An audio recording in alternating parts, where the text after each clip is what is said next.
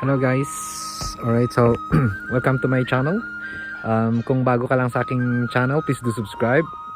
Hit that notification bell. So dito tayo sa Baguio City, no?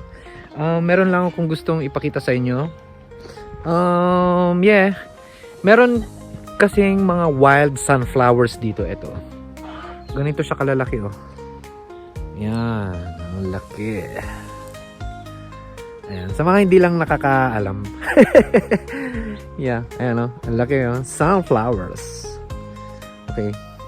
So, yan, marami yan o. Yan, mga sunflowers. Wild sunflowers only in Baguio City. Ewan ko kung meron to sa ibang lugar. Pero wala pa akong nakitang ganyan sa mga mainit na lugars. Ayan o. Diba? Wild lang siya. Mapait yan. Ang tawag namin sa ganito, marapait. Kasi mapait to.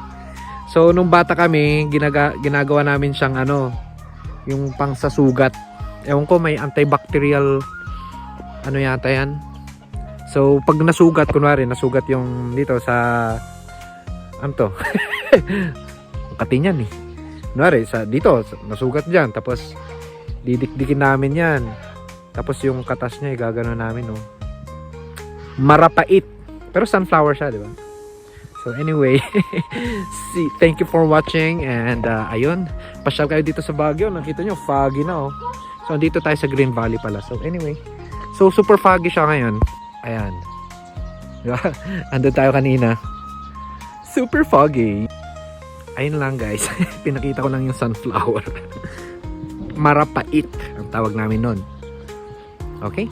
So subscribe, and thank you so much for watching.